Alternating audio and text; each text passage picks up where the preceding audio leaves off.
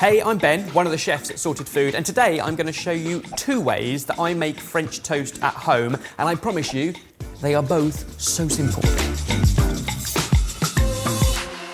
This first version is the absolute classic, what you might associate with a breakfast or brunch at the weekend. The sweet version, however, it uses exactly the same simple ratio as the one I'll show you later on. It begins with 2 ingredients, egg and milk.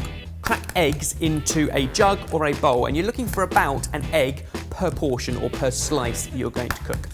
Now, because I'm going to show you 2 different versions, I've actually gone with 4 eggs. So 2 for our sweet and 2 for the savoury. You're not looking to put much air into it, you're just breaking up the yolk and the white.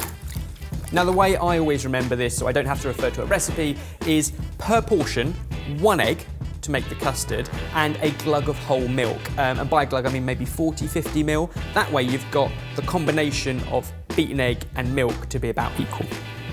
And it's not going to be the end of the world if you're 20, 30 ml above or below that. And that's it. That's basically the recipe, the bit you need to remember. At this point, you can make it your own. First up, the classic version, the sweet version. I'm going to use half of this custard and turn it sweet. I'm going to add 1 teaspoon of sugar per egg. So I've got half a batch, 2 eggs, 2 teaspoons. A pinch of ground cinnamon and a little drop of vanilla extract. And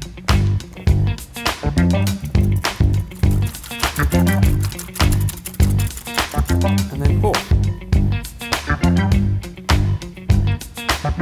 And it's this bit that I particularly love about French toast, because I think it's fair to say, Mike, we associate it with like a luxury at the weekend, like a special brunch, quite a treat. It started life as a way of using up stale bread. In French, pain perdu, literally lost bread, the bread that would otherwise be lost to the bin. This is how you make it excellent. Now, this first one, the classic, the sweet one, brioche, is ideal. It's like a sponge. You can either buy it, and often it's pre-sliced, fine. If you can get a whole loaf or make a loaf that you can slice your own, you can get it a little bit thicker, and that is better because you want this bread, slightly stale, I cut it this morning, it's already going a bit stale, to soak up all of that lovely custard. Now, don't rush this part. You want at least a minute or 2 on each side of the bread to soak up as much custard as possible, and while you're waiting for it, you can preheat a pan over a medium-high heat. So for the sweet one, 2 chunky slices of brioche, and this is the 2 egg custard mix. You can see most of it has been absorbed, which means the bread is now thick and dense with that custard, and it's ready to be cooked. But at this point, make sure the pan is perfect. A knob of butter in, let it foam, and then let it go quiet.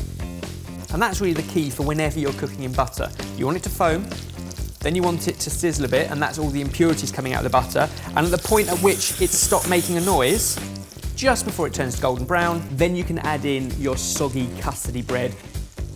Now, you could smell it before, but the moment the bread hits the pan, you begin to get those aromas of cinnamon and vanilla, and that's just one option. The point of this is once you've got the custard, egg, milk, teaspoon of sugar per egg, you can go wherever you want with it.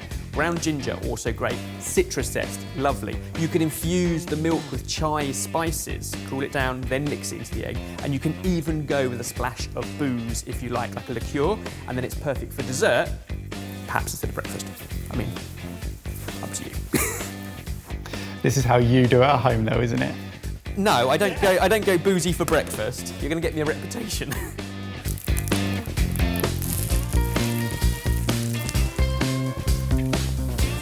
Now, you don't want to cook it too quickly because you don't want too much colour before the custard middle has cooked through. If it's a thinner slice of bread, you might want a higher heat. But with a piece this thick, it's at least a couple of minutes on either side, gently bubbling in that butter. And you should end up with custardy middle and that kind of crispy sounding outside. It smells so good in here. You can always have a peek. I'm happy with that. And then transfer it to drain.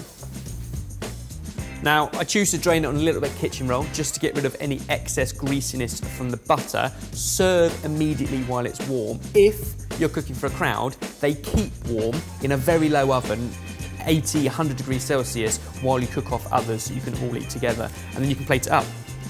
Once you've got the basics, I like it with Greek yogurt, so it's got a little bit of tartness to it, and then some stewed fruit. Now today, I've just gone for some kind of forest berries that I've taken out the freezer. Super affordable way of buying them, stew them down, 5 minutes with a little bit of sugar, that's it. The point of this video is the French toast is the basis. You use whatever fruit is seasonal or left over in the fridge at your place.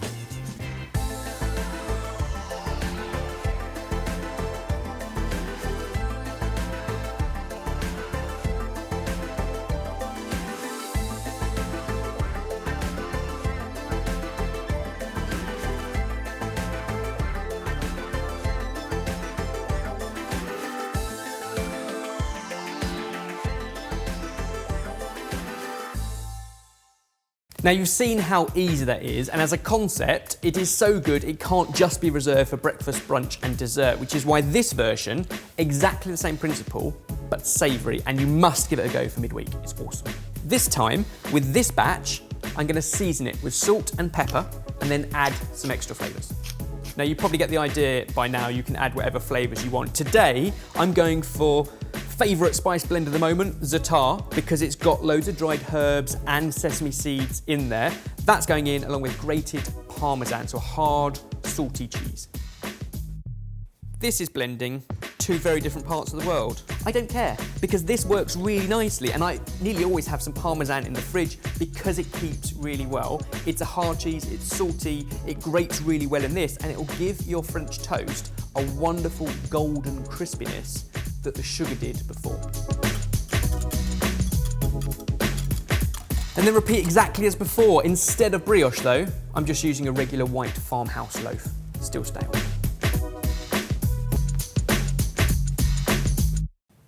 Now, if you're looking for a dairy-free version, this is ideal. Sweet or savoury is to use the white farmhouse loaf rather than the brioche. All you need to do is sub out the dairy milk for any other milk, oat milk, soy milk, and nut milk, and sub out the butter for oil, which is what we're going to cook this savoury version in. So while it's soaking, preheat your pan, and then some rapeseed oil in our case, but use whatever oil you've got in the cupboard.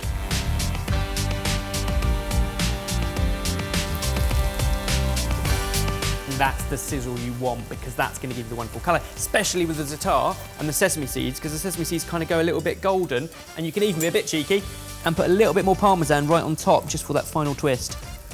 A little bit cheeky, I'm not sure why I said that, but you know what I mean. See, this reminds me more of being a kid, because this is more like eggy bread, because it was always savoury. And there you go. You've got those sesame seeds nice and golden and toasted from the za'atar. For a midweek meal, I love this with a simple salad, and literally in the time it takes for that to cook on either side, I'm gonna make a cucumber salad. Strips and ribbons of cucumber, tossed with a drizzle of honey, a little white vinegar, in our case we're using balsamic vinegar, but use whatever you have, salt and pepper, job done.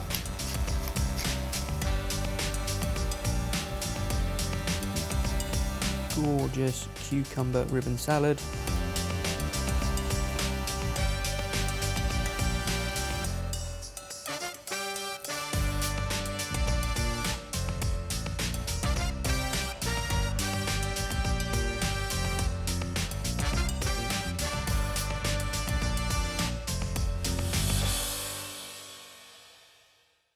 And there we go, two simple versions. I'm not entirely sure why French toast has this luxury feel in the UK. This is super affordable food. Bread, eggs, milk, and whatever flavouring you want, sweet or savoury. If these kind of simple recipe ideas excite you, you're absolutely going to want to check out our Meal Packs app. Basically, a way to boss your midweek cooking with tasty, smart, delicious recipes that are effortless to do. And you can even do that completely free for an entire month. Go and give it a go. Right, we've done our plugging, right? Let's eat this. Are you going sweet or savoury first? Definitely sweet. You love a sweet. I make that a lot. Not so much the sweet one, but I can't get through a whole loaf of bread on my own. I turn the leftovers into this. Oh wow, that is so soggy in the middle. Ooh! To think you'd charge like 9–10 quid for that in a restaurant. That is absolutely superb.